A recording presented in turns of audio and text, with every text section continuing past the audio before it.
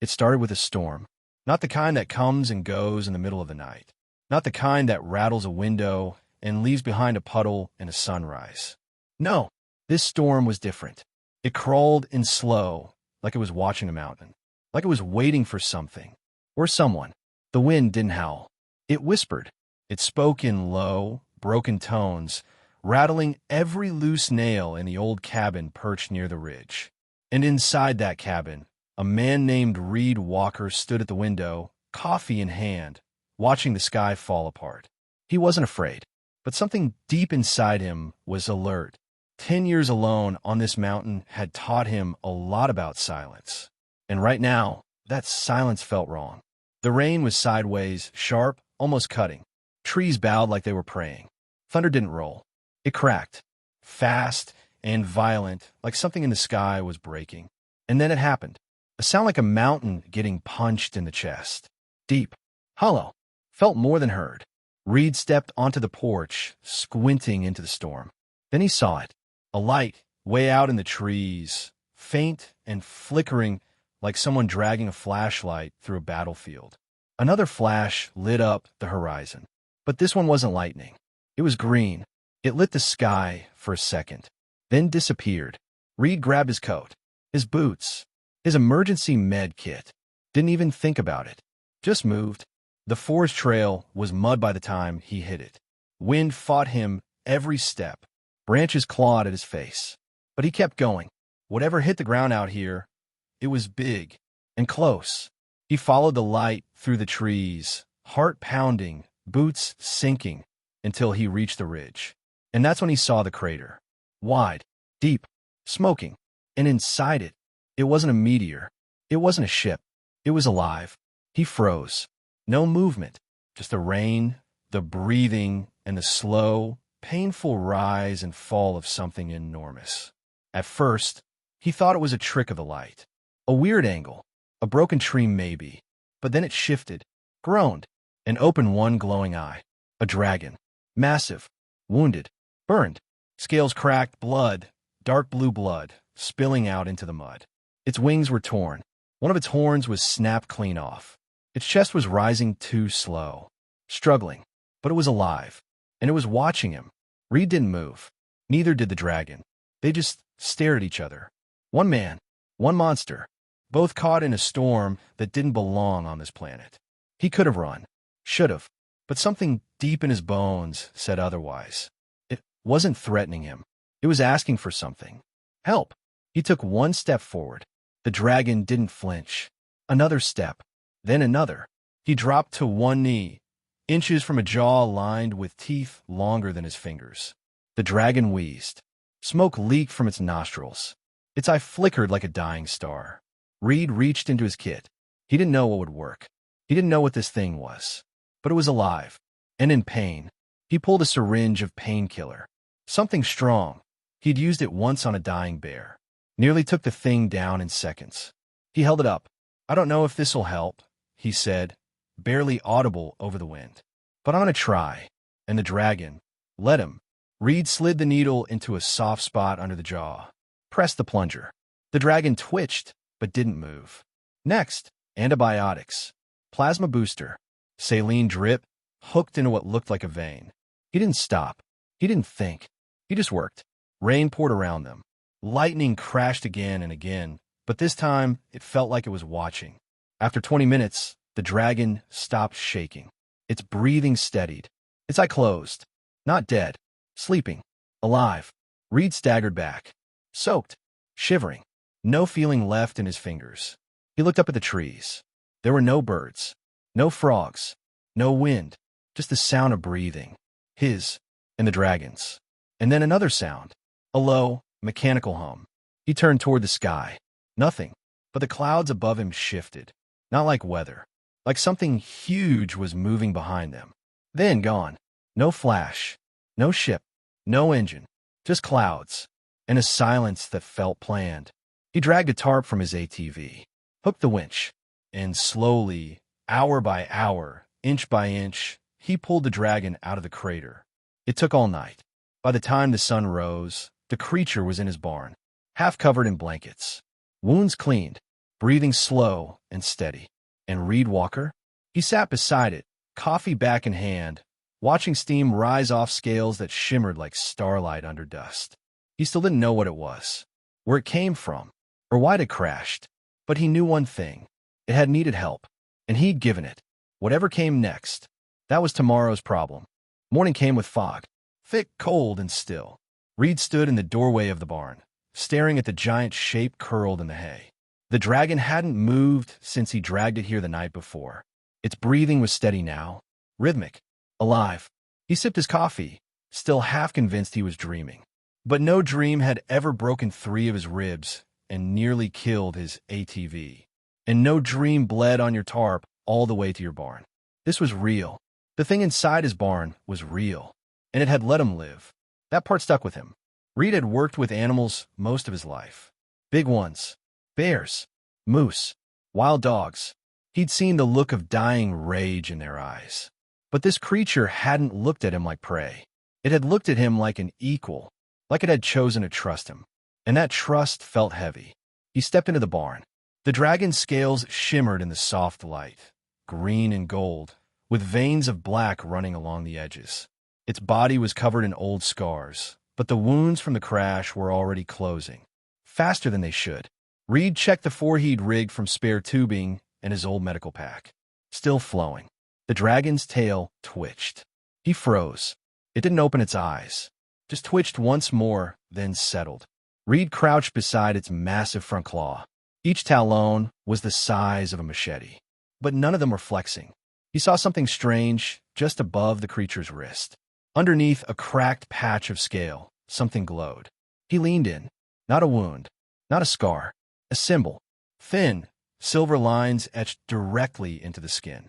Not carved, not burned, embedded, like circuitry. He didn't dare touch it, but he stared for a long time. It pulsed gently, every few seconds, almost like it was sinking. He stood up, heart pounding. This wasn't just an animal. It was something engineered. But engineered by who? And why did it crash here on Earth of all places? Reed had too many questions and no answers. The dragon shifted again, slowly this time. Then its eyes opened. Deep blue. Not wild. Not scared. Aware. It didn't growl. Didn't move. It just looked at him. And Reed looked back. He raised his hands slowly. Showed them empty. "You're safe," he said. He wasn't sure why. Maybe he was lying, but the words felt right. "You're safe." The dragon blinked. Once. Then it tried to rise and immediately collapsed. Its body trembled, wings twitching against the floor. Reed stepped forward. "Easy." The dragon groaned. Not like an animal. More like something struggling to speak a language it had forgotten. It stared at him, eyes burning. Then it did something Reed would never forget. It bowed its head, not far, just an inch or two, but it was deliberate. A gesture. Reed stared, stunned. It was a thank you. He nodded, quietly, not sure what else to do. Then the dragon spoke. Not out loud, not with a mouth, but in his mind. The words came slowly, like thunder rolling in reverse. "Your name is Reed." He stumbled back, eyes wide. What was that? No sound, but he felt it again. "Reed Walker." He backed up, nearly falling over a hay bale. "You can talk." A pause, only with minds that open. Reed shook his head like he could reset the universe. "I must be losing it. I gave antibiotics to a telepathic dragon in a thunderstorm." Another pause, then a soft pulse of thought. "You saved me." Reed swallowed hard. "You crashed. Shot down. By who?" The dragon's eyes dimmed, just slightly. "Those who fear what I carry." Reed paced in a tight circle. "This is too much. You're not from here. Not from Earth." "No." "Then where?" Silence. Then, far, across stars, across war. Reed turned to look back at the creature. "You're not an animal. You're not just some beast." The dragon didn't answer. Didn't need to. Reed felt the truth settle in his bones. He'd helped something ancient, something powerful, and something that wasn't supposed to survive. "Why here?" he asked. "Why come to Earth?" The dragon shifted, lifted its massive head just slightly. "Hiding." From what? From them. Before Reed could ask more, a sudden flicker danced across the barn walls. A strange light. Soft and blue. Reed turned. Nothing. But the air felt strange again. Like static. Like he was standing too close to a live wire. The dragon's gaze snapped toward the ceiling. They found me. Ooh. The dragon started to rise. Wings trembling, legs weak, but eyes sharp. And then it collapsed again. Still too weak. Run, it whispered in his mind. Hide. Reed stood frozen. From the trees outside came the low, electric hum again. Same as before. Only now it was louder. Closer. And this time it didn't fade. Reed turned to the dragon. I'm not leaving you. The dragon looked at him. You gave me life. Reed nodded once. Let's keep it that way. He grabbed the tarp, covered the dragon as best he could, threw hay over the back half. Not perfect, but better than nothing. Then he stepped outside. Rain had started again. Not heavy, just enough to make the world feel smaller. He looked up, and what he saw nearly stopped his heart. 3 shapes hovered above the tree line. Dark, smooth, floating without sound. Not helicopters, not planes. Silent ships, watching, and under them shadows began to fall. Figures, dozens, dropping from the sky like knives. And they weren't human. They didn't fall like soldiers. They glided. Their boots didn't thud against the earth. They hummed. Dozens of them, floating down from those silent ships in the sky. Like the storm had opened a hole in reality and let something cold and intelligent pour through. Reed stood frozen at the edge of his property, shotgun in hand. Not that it would do any good. The first of the soldiers hit the ground 20 feet from him. It didn't look up. It didn't need to. The armor it wore shimmered like heated glass. Black, smooth, seamless. No joints. No seams. Just a shifting pattern of light that moved like liquid over its frame. The visor was blank. No eyes. No face. Just silence. Reed didn't speak. He didn't move. Because something deep in his gut told him that the second he twitched, they'd decide he wasn't worth keeping. More landed. A full circle forming around the yard. Not charging. Not pointing weapons. Just standing. Waiting. One of them stepped forward. Taller than the rest. Heavier armor. Symbols carved into its chest plate. It raised a hand, slowly. Then, with a voice that didn't quite match its body, it spoke. You are the one who intervened. Reed blinked. What? The soldier tilted its head. You administered aid. Its voice was close to human, but not quite. Too precise. No breath. No rhythm. You speak English? We speak many tongues. Reed swallowed. What do you want? Another step forward. You interacted with a sovereign biological construct designated Thraxil 9. Reed stared. The dragon? It is no dragon. It is a royal fugitive of the flame expanse. You interfered with an active termination protocol. Reed narrowed his eyes. I saved its life. That was not your decision to make. Reed's grip on the shotgun tightened. One of the soldiers raised a small device. It projected a 3D image into the air, flickering blue light that showed him, standing over the dragon, administering the injection. Blood, smoke, rain, a recording. They've been watching the whole time. You were warned through planetary silence. You ignored it. What the hell are you talking about? You're unauthorized organic intelligence. This world is not part of the accorded spheres. You should not have seen. Reed shook his head. I don't care what your rules are. I saw something hurt, and I helped it. That's what we do down here. Silence. Then the leader raised its hand again. Contain him. 2 soldiers stepped forward. Reed raised his shotgun. Back off. They didn't listen. One of them reached for his shoulder.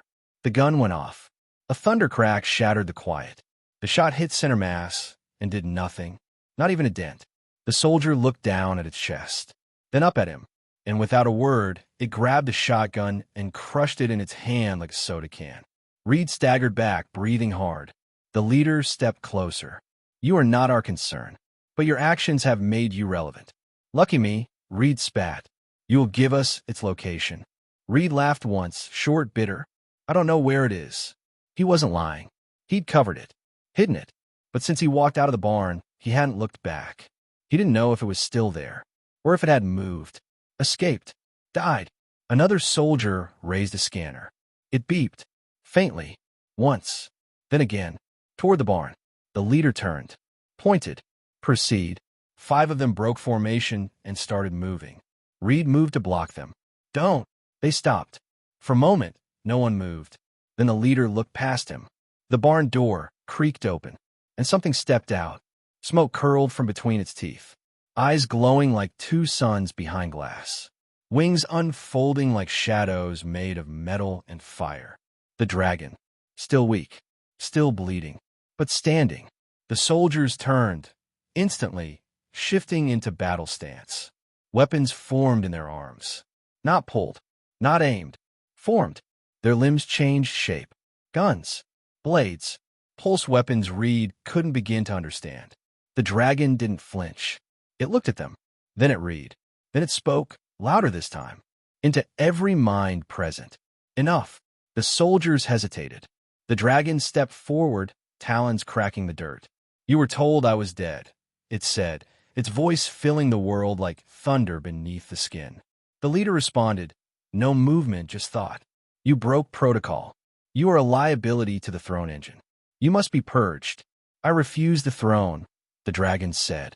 I seek no war. That is not the decision of a fugitive. That is the crime. Reed watched, stunned, as 2 sides that clearly knew each other spoke in a language too big for words. Then something hit him. Wait, he said. You're saying that thing is royalty? The dragon turned to him. Yes. Reed looked back at the soldiers. And you're here to kill it because it gave up power? Because it defied order, the leader said. Because it ran? Reed exhaled slowly, then stepped between them. The leader tilted its head. You protect it? It protected me, Reed said. No one spoke. The dragon's wing trembled behind him. The soldiers' weapons hummed louder. You are now a combatant, said the leader. The air shimmered. The sound of a charging weapon filled the silence like boiling electricity. Reed closed his eyes. He didn't have a plan. No weapon. No backup. But he wasn't moving. He stood in front of the dragon like a man who'd already made peace with everything. Then right before the alien soldier fired, everything froze. Literally. The sound. The movement. Even the wind. Time stopped. Reed's eyes opened, and he realized he wasn't standing in his yard anymore. He was floating in a space made of starlight and silence. The barn was gone. The trees were gone. The soldiers gone. Only he and the dragon remained, suspended in a world that looked like the inside of a dream. The dragon hovered in front of him, wings folded, body glowing with soft energy. This is a memory, it said. Not yours. Mine. Reed looked around. The stars weren't stars. They were moments, flashes of history, scenes that pulsed with emotion. What is this place? My mind, the dragon replied. I needed you to understand before the killing starts. And then he saw it. Not just heard, not just imagined. He saw it. The past. Planets burning. Skies torn apart by ships the size of cities. Creatures that looked like the dragon, but taller, armored in living metal, wearing crests of fire and gold. An empire, the flame expanse, ruled by creatures bred for war and power. Creatures like Thraxil. I was born into a dynasty of destruction, the dragon said. Reed watched as armies knelt before thrones carved into moons. I was engineered, a living weapon, a royal. Then why run? Reed asked. Because I saw what we became. More visions, slaughter, conquest, civilizations crushed under fire. I questioned it. I refused to burn another world. I told them mercy was not weakness. And for that, they hunted him. Exile, chased across stars, wounded, alone, until Earth, until the storm, until Reed. You were not the first world I crashed on, Thraxil said. But you were the first that didn't try to kill me. Reed felt something tighten in his chest. Then why are they here now? Because they fear the story more than the weapon. Reed blinked. What story? The story of kindness, of a human who helped the enemy, of a dragon who chose peace. Reed laughed once, dry and bitter. They're willing to destroy Earth over me? No, not just you. What you represent. The vision shifted again. Reed saw the alien soldiers, thousands of them, training in silence, all connected to one central mind. They do not feel. They obey. But you changed the equation. Reed exhaled slowly. So what now? The vision faded, and the real world returned. Sound snapped back like a gunshot. The weapon fired. Reed braced for death, but the blast curved around him, slowed, stopped midair, like it had hit a wall made of light. Thraxel stood behind him, fully awake now, fully alive, eyes burning, wings spread, power humming through every vein. No more, the dragon said. The soldiers paused. The leader spoke again, this time not with voice, but with thought that echoed across the sky. You have made contact. You are contaminated. You call it contamination, the dragon replied. I call it clarity. The two forces stood still for a breathless second. Then the leader gave the order. Terminate both. Weapons raised, and Thraxel moved, not like a beast, like lightning. Fire exploded from his jaws, white hot and blinding. The first two soldiers went flying, burned into smoke. Reed hit the ground, covering his head. The dragon flew, claws tearing through armor, tail cracking bones that didn't even belong to this world. It was chaos, pure, brutal chaos. And Reed?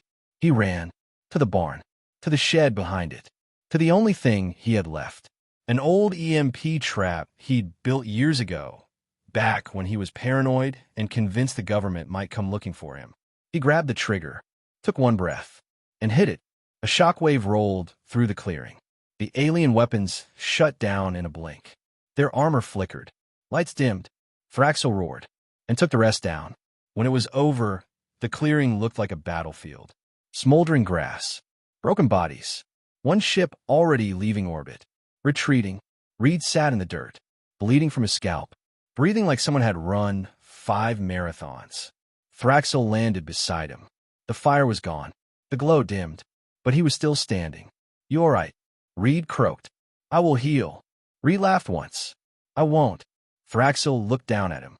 You have done more than any soldier in my history. I gave you medicine, and you gave me something more. Reed looked up. What? Belief. In something better. The dragon turned his head. The story will spread. They will come again. Reed stared at the treeline. So we fight. No, Thraxel said. We prepare. The forest was quiet again, but not in the peaceful way. It was the kind of quiet that comes after a wildfire. The kind that leaves smoke in the trees and questions in the dirt. Reed stood in the middle of the scorched clearing, looking at the broken remains of his barn. The air still smelled like plasma and ash. His hands were shaking. He'd been through storms. He'd fought wild animals. He'd even come face to face with death once, back in his military days. But this was different. This wasn't survival anymore. This was war. The dragon, Thraxel, stood nearby, wings folded tightly, like they were too heavy to open. He didn't speak. Not out loud. Not even in Reed's head. He was recovering, processing. Just like Reed, they didn't need words. Not right now. Instead, they got to work. First came the cleanup, dragging what was left of the barn into a pile, checking the land for unexploded alien gear, salvaging anything that could be used. Reed found half of a weapon buried in the dirt. Not a gun. Not really. It looked more like a living tool. Part machine, part organism. It pulsed faintly in his hands before going dark. He dropped it in a box. Maybe it'd be useful later. Thraxel moved slowly for the first day. But by the second, he was walking again. By the third, his wings were stretching out, catching the sunlight. Reed noticed something strange as the dragon healed. His body was changing. The wounds were gone, replaced with something tougher. The skin beneath his scales had a faint shimmer to it now, like metal laced with fire. You're not just healing, Reed said one night. You're upgrading. I'm adapting, Thraxel replied, voice soft in his mind. The medicine triggered dormant systems. Reed blinked. You mean my stuff did this to you? In part. Your compounds. Your instincts. You gave my biology a choice it never had. Reed chuckled. So what? I gave a dragon a DIY immune system. You gave a weapon a reason to survive. They sat in silence again after that. The stars were out, clear and bright. Reed looked up at them and felt small. Do you think they'll come back? He asked. Yes. When? Soon. Reed stood, walked to the edge of the cliff, looked down at the forest below. It's not ready, he said. Earth isn't ready. No, Thraxel said. But you are. The next day, they began training. Thraxel taught him how to read alien patterns, how to recognize text signatures in the air, how to feel the shift in atmosphere that came just before a cloaked ship entered orbit. Reed taught Thraxel how to move through the woods without sound, how to spot traps, how to use human tools in unconventional ways. They weren't just building defenses. They were becoming something else, something more. By the end of the week, Reed had wired an entire perimeter with early warning systems made from scavenged alien gear and decades-old hunting cameras. He built pulse mines from battery cores, EMP arrows from copper wire. Thraxel modified one of the alien helmets, reshaped it to fit Reed's head. It let him see energy trails, read biosigns, even translate basic alien language. "You look ridiculous," Reed said when he tried it on. "You look prepared," Thraxel answered. They both laughed, a strange sound, echoing through a war-touched forest. But the laughter didn't last long, because on the 9th day, the sky changed. Reed spotted it first, just a flicker, a strange shimmer across the sun, like something had moved between the earth and the light. Then came the sound, low, distant, but steady, a vibration in the teeth, not the ears. He looked up, and the clouds began to ripple. "They're here," Thraxel said. Reed didn't ask how he knew. He just nodded and checked the traps. The first wave didn't land. It hovered. A massive ship appeared above the ridge. It didn't decloak. It forced itself into view, like reality had to make room for it. Reed stood at the edge of the forest, watching. Thraxel stood beside him, tail coiled, wings ready. "What is that?" Reed whispered. "A carrier. They're not here to scout anymore." The ship released something. Dozens of small, circular drones like mechanical wasps. They spread across the sky, scanning, listening. "They're searching," Thraxel said. "They know I survived." Reed exhaled slowly. "Then we hit first." They didn't wait. Reed activated the first trap, a signal burst that knocked half the drones out of the sky in a blink. The others swarmed, but Thraxel was already in the air. He roared, a sound that split the clouds, and fire erupted from his jaws. The drones scattered. Reed moved through the trees like a ghost, picking off scouts with his modified crossbow. Every time one hit the dirt, he marked its body, studied it, learned from it. They were faster now, smarter, adapted, but so were he and Thraxel. The battle stretched into the night. Dozens more fell, but they kept coming. Reed collapsed in the dirt after the last wave retreated, his shoulder bruised and lip bleeding. "You okay?" Thraxel asked. "Been better. Rest. More will come." Reed sat up. "How do you do it?" "Do what?" "Keep going. After all of it. The war. The exile. The pain." Thraxel looked at the stars. "Because I found a world worth fighting for." Reed followed his gaze, then nodded, and whispered, "So did I." They didn't run anymore. They hunted. After the second wave, Reed realized the aliens weren't just looking to kill Thraxel. They were trying to erase him. No trace, no story, no symbol. But every time they came, and every time they failed, Reed and Thraxel learned something. About the tech, about their tactics, and most importantly, about who else was watching. Because the next ship didn't come for Thraxel. It came for Reed. It landed on the far side of the mountain. Quiet. No drones. No weapons drawn. Just one figure stepped out. Humanoid. Tall. Wrapped in a cloak that shimmered like running water. Reed and Thraxel watched from the tree line, hidden behind cover. The figure didn't move aggressively. Didn't search. Didn't scan. It just waited. Thraxel narrowed his eyes. "She's not from the dynasty." "Then who is she?" Reed asked. "Rebellion." Reed blinked. "Wait, there's a rebellion." Thraxel nodded. "She was my sister. Once. Before I ran. Before she stayed. You think she's here to help?" "I think she's here to ask the same of us." They stepped out. The figure turned. Reed was ready for anything, but not for what he saw. She looked like Thraxel, but sleeker. Smaller. More controlled. Her eyes weren't blue. They were silver. She bowed her head slightly. "Reed Walker," she said. "I've heard your name." "You've got me at a disadvantage," he replied, slowly lowering his weapon. "You can call me Caliph." She looked past him to Thraxel. "Brother." Caliph, Thraxel replied. I thought you stayed behind. I did, and I paid for it. Reed felt the weight between their words. History. Pain. Caliph turned back to him. Your story is spreading. Through the old channels. Through the cracks in their control. Reed frowned. My story. Yes, she said. The man who gave medicine to a fallen royal. The human who defied the throne without ever knowing its name. Great, Reed muttered. So now I'm a walking myth. No, she corrected. Your problem. A very big problem. Lucky me. She smiled barely. I've come to offer a solution. Join us. Reed blinked. Us. Caliph turned and activated a small device on her wrist. A projection lit the forest. A hidden fleet. Ships with jagged edges. Modified weapons. Crews of exiles, fighters, former dynasty soldiers who turned their backs on the throne. They've been hiding, she said. Waiting for signal. Your actions were the signal. Thraxel looked at Reed. This changes everything. Reed crossed his arms. What do you want from me? Caliph's expression hardened. Everything. Silence fell. Reed stared at the hologram. The fleet. The faces. Why now? Because Earth matters, she said. Not for its power. Not for its resources.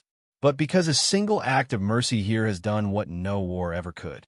You made them afraid, Thraxel added. Of you. Of us, Caliph corrected. And what happens when humans and dragons stop running? Reed exhaled slowly, then nodded. All right, he said. Let's hit back. They didn't wait. Within hours, Caliph's ship was in orbit. Reed and Thraxel rode with her, Earth shrinking behind them, but not forgotten. They entered a system of shadows. Broken satellites. Dead moons. A safe zone. Reed met others. Rebels, fugitives, old war machines with sentient code. Creatures from 100 worlds, all burned by the dynasty's fire. They didn't trust him at first. A human? From a no-tech world? A nobody? But when he told his story, the storm, the crash, the medicine, they listened. Because kindness was rare out here, and they remembered it. Within days, Reed was helping plan raids, targeting fuel depots, black site cloning stations, places where the dynasty's war machine breathed. He wasn't a warrior, not like the others, but he had something they didn't. Perspective. He saw the cracks in their arrogance, the flaws in their code, and he exploited them. Thraxel fought beside him in every mission. Stronger now, faster, controlled, and every time they struck, they left a mark. Not just damage, a symbol, a single line of script. Old, defiant. It translated to one word. Mercy. The dynasty noticed. They tightened patrols, shifted resources, panicked. And that's when Caliph said the words Reed would never forget. It's time to take the fight to the throne. Reed turned. To their world. To their heart, she said. The crucible. Thraxel nodded. They'll never expect it. They will, Caliph said. But this time, we won't be alone. They looked out the window of the warship. The stars ahead weren't just stars anymore. They were targets. And Reed Walker, once a quiet man on a mountain, was heading toward the most dangerous one of all. The crucible wasn't a planet. It was a weapon. A floating fortress the size of a moon, forged in the fires of collapsed stars. It didn't orbit anything. It moved on its own, pulled through space by engines Reed couldn't even understand. This was the dynasty's seat of power, where decisions were made, where history was erased, where kings were built and rebels were buried. And now, a man from Earth was on his way to burn it down. Reed stood in the command deck of Caliph's ship, staring at the hologram in front of him. The crucible spun slowly in the void. Shields, defense rings, satellite drones, patrol fleets. It looked impenetrable, but Caliph had a plan. They weren't going in guns blazing. They were going in quiet. The fleet would draw attention, feign attacks on the outer systems. Meanwhile, Reed, Thraxel, and Caliph would slip through a weakness, one only Thraxel knew about. A vent corridor beneath the throne chamber. Abandoned, forgotten, built for royal blood, and still coded to recognize it. They were going through the belly. I don't like it, Reed muttered, checking his gear. Too quiet. Too simple. It's not simple, Caliph said. It's suicidal. That's why it might work. Great, he muttered. That's comforting. Thraxel leaned in beside him. You've come far, Reed Walker. Reed gave him a tired smile. Let's just hope I go a little further. They launched under cover of darkness. No lights, no comms, just silence. Their ship was a drop pod retrofitted for 3, cramped, fast, and invisible to scanners. It slammed into the crucible like a needle through armor. No alarms, no turrets, just the slow groan of old metal bending to memory. Inside it was cold, not physically, emotionally. Everything in here was built for power. The walls pulsed with energy. The floors hummed with silent machinery. There were no lights, just ambient glow from the throne's core reactor. Reed stepped carefully through the corridor. No guards, no movement, just ghosts. He saw carvings along the walls. Stories of conquest, triumph. Entire species reduced to symbols beneath the boots of dragons that looked like gods. But none of those dragons looked like Thraxil. They looked like monsters. This place is sick, Reed muttered. Caliph walked ahead, scanning the air. They made it sacred, untouchable. That's how they controlled everything, through fear and myth. Thraxil's claws scraped across the metal. No more myths. They reached the central elevator shaft.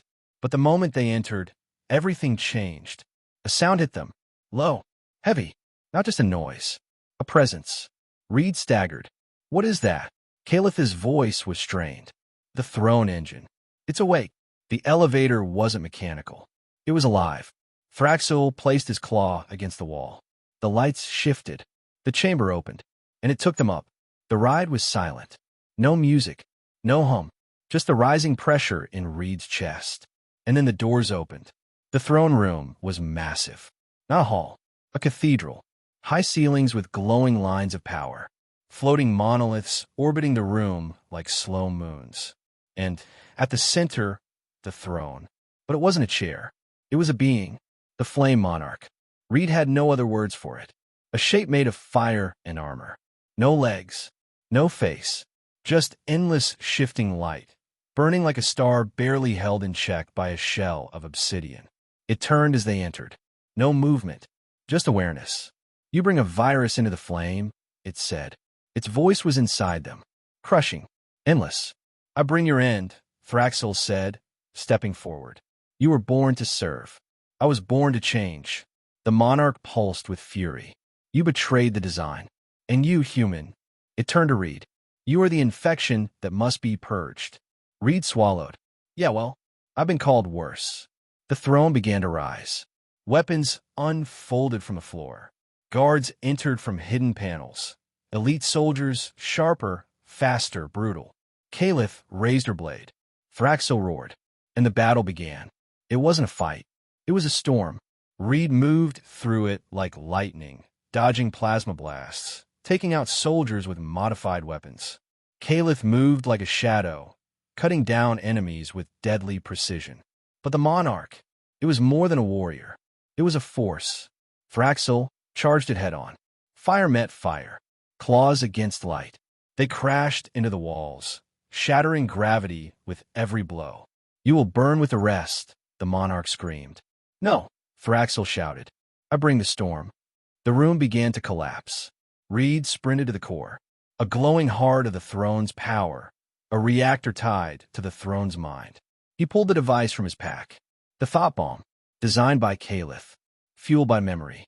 It would release every memory of every world the dynasty had destroyed, all at once, directly into the throne.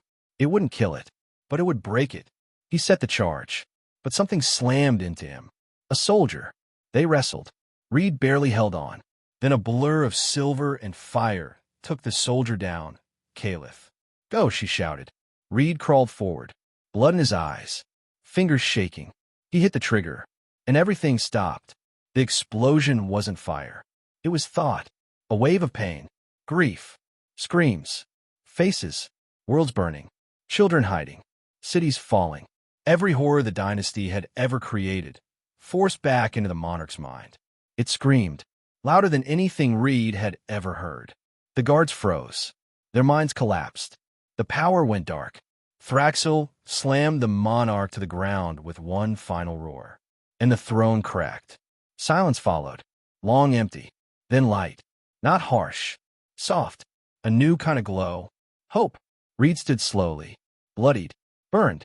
But alive. Caliph approached. It's done. Thraxel nodded. No. It's begun. It was over. The crucible didn't explode. It didn't vanish in fire. It simply shut down. Lights dimmed. Engines cooled. Soldiers dropped their weapons, confused. Disconnected. The Flame Monarch was gone. Not dead, but broken.